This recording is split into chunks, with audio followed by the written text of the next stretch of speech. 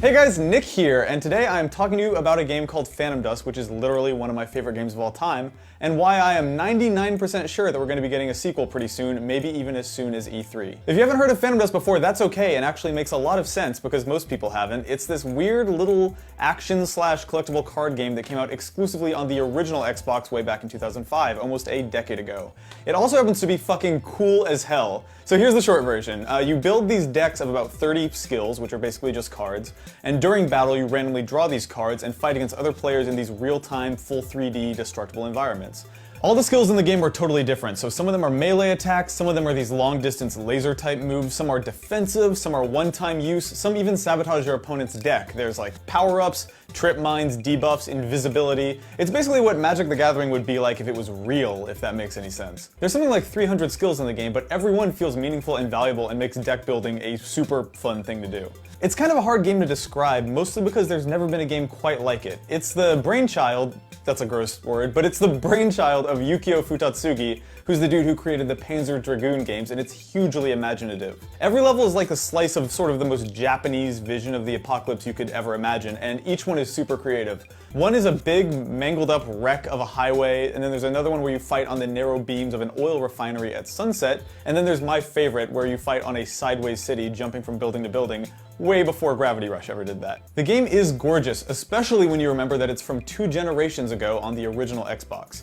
The whole thing has this kind of grim, muted color palette, but not in the lazy, serious war game way. This is a game that precedes the Xbox 360 and Gears of War and all those gray-brown next-gen games. It's apocalypse drab, but it's punctuated with these dark pastels and sunset colors.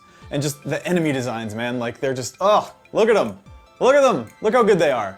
Some people will tell you that the camera in Phantom Dust was hard to deal with, and those people are fucking wrong. Phantom Dust is a perfect game, and I will not tolerate one word to the contrary. So to give you my personal background with Phantom Dust, I was pretty much obsessed with the game from the jump. I remember playing hundreds of hours of the online and split-screen multiplayer with my friends back in high school. There was one winter where I found a guy on eBay selling sealed copies of Phantom Dust for $5 a pop, so I bought like 6 of them and gave them out to my friends as Christmas presents. I also remember importing the soundtrack, which came with these cool little prototype card games for a card game that never actually existed, plus a copy of the Halo 2 issue of Famitsu magazine, because I wanted to get the Phantom Dust poster out of it. This is embarrassing. I even found this super high-res scan of the box art and had it printed out on a poster-making website and hung it up on my wall. And yes, if you look closely, you'll notice that 15-year-old me is wearing an Alan Wake shirt 5 years before Alan Wake came out. It's weird how things come full circle like that. Speaking of weird, the development history of Phantom Dust is bananas. It was one of only a few titles developed by the short-lived Microsoft Game Studio Japan. Another crazy thing is that Phantom Dust was technically cancelled in America. Despite the fact that it was a first-party Xbox game and part of the development process actually took place in the United States in Redmond, Washington, Microsoft felt that the game was too risky to release here and decided not to put it out in the US. Believe it or not, Microsoft didn't think that a collectible card game set in a post-apocalyptic wasteland populated by super skinny Bishonen anime boys was, quote, marketable.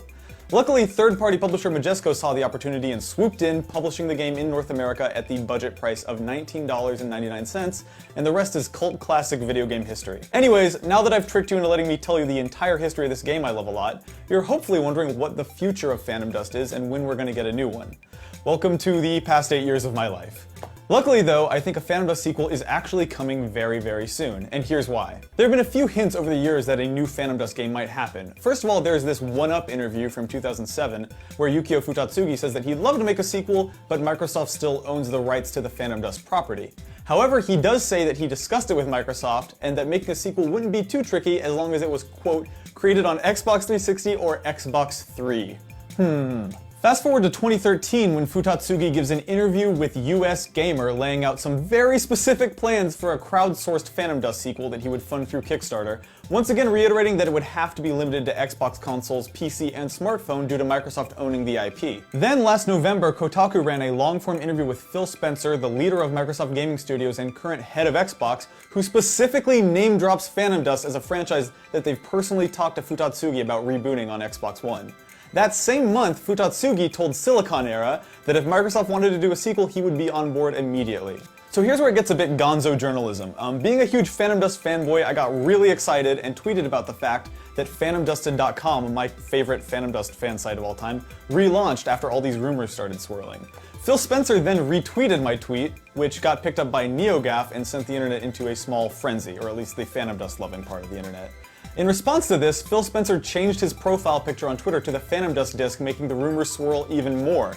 Immediately after that, a creative director at Microsoft Studios named Adam Isgreen tweeted that they're exploring the idea of a Phantom Dust sequel and changed his Twitter banner to a screenshot of Phantom Dust. Then just a few months ago at GDC, Phil Spencer teased that they are releasing a, quote, unique exclusive title for the Xbox One from a wonderful Japanese developer, his words. Fast forward to last week when a website called Gaming Everything uncovered what feels to me like the most undeniable clue yet, the fact that Microsoft filed a new trademark in Europe for an online computer game called, you guessed it, Phantom Dust. On their own, a few of these clues are very small and none of them are 100% conclusive, but it feels like it paints a pretty clear picture, I think.